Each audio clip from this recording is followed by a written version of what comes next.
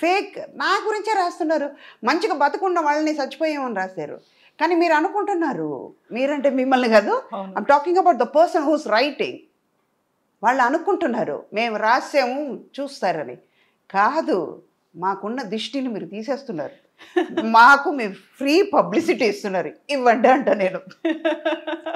పాజిటివ్గా ఉంటే ఓకే అమ్మ. అందులో మీరు చెప్పినట్టుగా ఇలాంటి ఇష్యూస్ వీటన్నిటి గురించి రాయడం అనేది ఒక రకంగా ఇంతకుముందు చెప్పినట్టు అదేదో టీఆర్పీ, మాకు వ్యూస్ వస్తాయి, సబ్స్క్రైబర్స్ పెరుగుతారు, రెవెన్యూ వస్తుంది, ఇవన్నీ అనుకోవడం ఉంది చూడండి. అది ఈ మధ్య కాలంలో విపరీతంగా పెరిగింది అనేది. అమ్మ ఇందాక నేను చెప్పినట్టు కవిత గారు, రీల్స్ చేస్తున్నారు. ఒక సాంగ్ గురించి మీరు రీల్స్ చేస్తున్నారంటే ఆ సాంగే నేను చూస్తాను కదా. నువ్వు చేసింది నేను ఎందుకు చూడాలి? నా టైం ఎందుకు వేస్ట్ చేయాలి? అదే చూసి సంతోషపడతాను కదా. అది మీరు చేసిన దానికంటే అది అందంగా ఉంది కదా.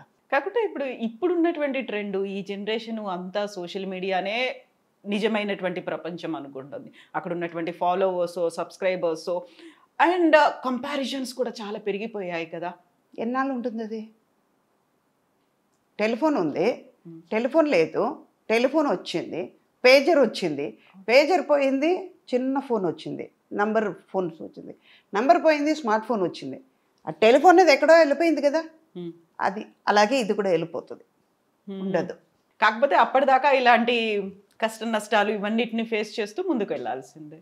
అన్నీ ఫేస్ చేయాలి. Take it as a positive, take it as a lesson. నేను మీ ప్రీవియస్ ఇంటర్వ్యూస్ చూసినప్పుడు I don't want to dig the past, నేను దానికి వెళ్ళాను. కాకపోతే బోల్డ్ అని ఇవన్నీ జరిగిన తర్వాత వాటన్నిటి నుంచి సుధమ్మ బయటపడ్డారు. చాలా కాన్ఫిడెంట్గా, నేను బోల్డ్ అన్నాను, నేను మళ్ళీ చాలా చాలా కాన్ఫిడెంట్గా ఉన్నారు. సెల్ఫ్ గురించి ఆలోచిస్తూ ముందుకు వెళ్తున్నారు. సైకలాజికల్గా ఎఫెక్ట్ పడకుండా మీ మీద మీరు ఫోకస్ పెట్టుకొని వెళ్తున్నారు. ఒక ట్రామా ఎదురైంది, ఏడ్చే సిచ్యువేషన్స్ ఉన్నాయి, ఎవరికి చెప్పుకోవాలో అర్థం కాని పరిస్థితులు, మనతో ఎవరున్నారో లేని పరిస్థితులు ఉంటాయి. దాని నుంచి బయటికి రావడం అనేది నాట్ దట్ ఈజీ టాస్క్ కానే కాదు, చాలా ఛాలెంజెస్ ఉంటాయి. ఎలా బయటపడతారు మీరు? అదే ఇందాక నేను చెప్పినట్టు ఐ లవ్ మై సెల్ఫ్. నా వల్ల అవుతుందని నేను అనుకుంటాను. నేను ఫెడప్ అయ్యానంటే, వెక్స్ అయి కూర్చున్నానంటే చెయ్యలేను అని నెగటివ్గా ఆలోచించానంటే చేయలేను. వచ్చింది, ఫేస్ చేద్దాం. అవి బేసికలీ ఏంటంటే, ఒక ప్రాబ్లం వచ్చిందంటే ఆ ప్రాబ్లం నుంచి ఎలాగా అని సొల్యూషన్ ఆలోచిస్తాను, ఎందుకు వచ్చిందే అన్నది ఆలోచించను.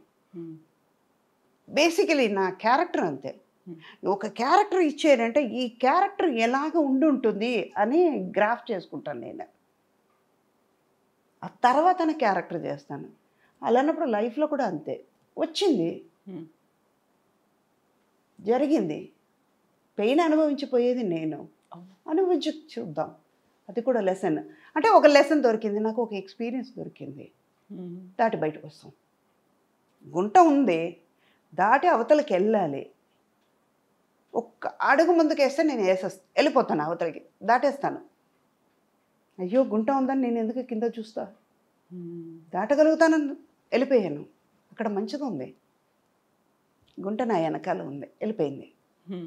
అలా ఆలోచించి నేనే నాలో క్వశ్చన్ నేనే, ఆన్సర్ నేనే, సమాధానం నేనే చేసుకుని కంట్రోల్ చేసుకుని బయటపడ్డా. అండ్ వన్ మోర్ థింగ్, ఇప్పుడు మా కాలం, మా మదర్ కాలం, వాళ్ళ కాలంలో చెప్తే ఒక సపోర్ట్ ఇచ్చేవాళ్ళు. ఇప్పుడు యాజ్ పర్ మై నాలెడ్జ్, నా ఎక్స్పీరియన్స్ వరకు సుధా గారికి అయిపోయిందిరా, అయిపోయింది ఆవిడ. ఇంకా ఇప్పుడు ఫేస్బుక్లో రాసిన వాళ్ళలాగానే కదా. వాడు నేను ధైర్యంగా బయటకు వచ్చి చెప్పానంటే వాళ్ళు ఇంకా రాయలేరు కదా. ఓ ఈవిడ బాగానే ఉంది, మన అనవసరంగా రాశారు వీళ్ళు. 10 మంది చదువు ఉంటారు, అట్లీస్ట్ 5గురు చదువుతారు కదా, బాగానే ఉంది ఆవిడ, వీడికేం పోయేగాలం ఇలా రాశాడు కాకుండా ప్రతిసారి నేను బాగున్నాను అని చెప్పుకోవడం అనేది కూడా ఒక రకంగా అవసరమా అనిపిస్తుంది కదా. నేను బాగానే ఉన్నప్పుడు నాకు తెలుసు, నేను ఎందుకు మీకు చెప్పాలి బాగున్నానని? అవును కదా. You are not going to pay money for me, you are not going to save me. నా లైఫ్ అంతా నేనే తినాలి, నేనే కష్టపడాలి, నేనే చేసుకోవాలన్నప్పుడు మీరెందుకు? So true. I'm not going to feed you, you are not going to feed me. But ఒకటి లింక్ ఉంటుంది, లేనిపోయింది ఎందుకు మనం కష్టపడాలి? ఇన్నేళ్ల ఎక్స్పీరియన్స్, ఇన్ని మదర్ క్యారెక్టర్స్ చేశారు, ఎప్పుడైనా కాంపిటీషన్ ఫీల్ అయ్యారా?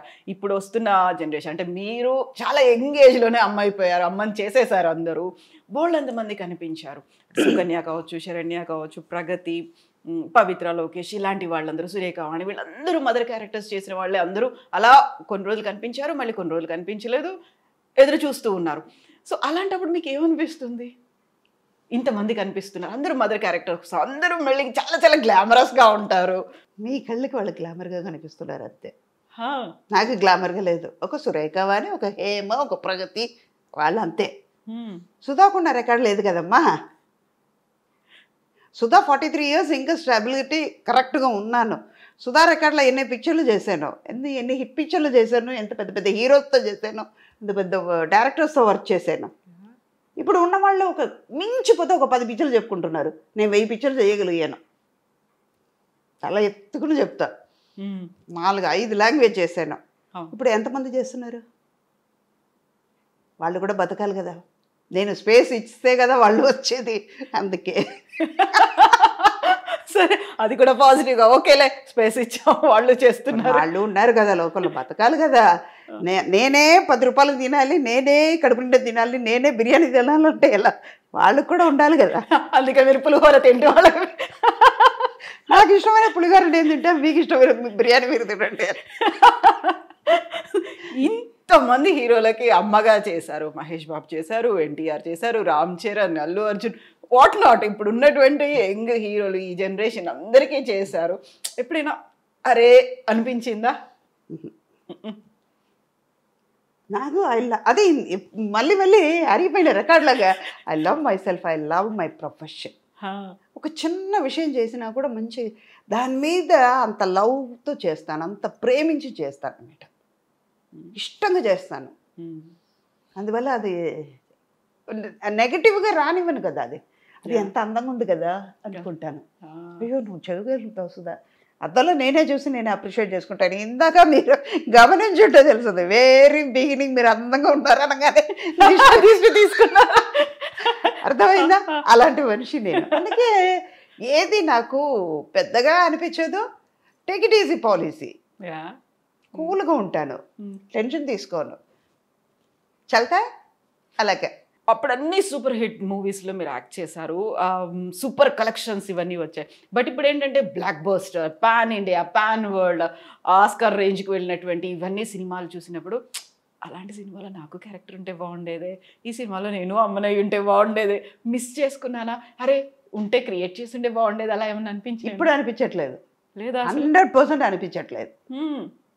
మనం చేస్తాం కదా. పాత వాళ్ళని చూసేటప్పుడు కనిపిస్తుంది, ఒక జయసుధ గారిని చూసేటప్పుడు కనిపిస్తుంది, జయప్రద గారిని చూస్తే అనిపిస్తుంది, ఓకే, సావిత్రి గారిని చూసేటప్పుడు అనిపిస్తుంది, సుజాత గారిని చూసేటప్పుడు అనిపిస్తుంది. ఇప్పుడు అసలు లేదు, 200% కూడా అనిపించదు. 100% కాదు, 200% చెప్తాను. I'm not. నాకు ఇంతకంటే మంచి క్యారెక్టర్స్ నేను చేశాను. ఆమె చెప్పుకోవచ్చు, మన్మధుడు చెప్పుకోవచ్చు, నువ్వు లేక నేను చేసి అలాంటి క్యారెక్టర్ నేను చేసిన తర్వాత గ్యాంగ్ లీడర్ చేశాను. అలాంటప్పుడు నేను ఎందుకు ఇప్పుడు ఉన్నది నేను కంపేర్ చేసుకోవడం? వీళ్ళెవరు నాకు పోటీ కూడా కాదు. వాళ్ళ ఏజ్, వాళ్ళ క్యారెక్టర్ ఇప్పుడు ఉన్నది అంతే. సుధా ఫుల్ ఫ్లెడ్జ్గా క్యారెక్టర్స్ చేశాను. నా కోసం అని కొన్ని క్యారెక్టర్స్ ఇచ్చే డైరెక్టర్స్తో వర్క్ చేశాను. అలాంటప్పుడు నేను వీళ్ళందరినీ ఎవరిని పోటీ కాదు, రాలేరు. పోటీ సుధా అంటే సుధాకు మాత్రమే పోటీ. రీప్లేస్ సార్, అంతే. ఆల్టర్నేటివ్ రీప్లేస్మెంట్లు అసలు ఏమీ లేవు. ఇంకా సుధా లేరా, ఓకేలే అని వెయిట్ చేస్తూ ఉంటారు. కానీ సీనియర్ ఎన్టీఆర్ గారితో చేశారు, జూనియర్ ఎన్టీఆర్ గారితో కూడా చేశారు. ఆ మెమరీస్ అనేవి ఎలా ఉంటాయి అసలు? ఆ ఫ్యామిలీలో అందరితోనూ వర్క్ చేశాను. బాలకృష్ణ గారితో చేశారు.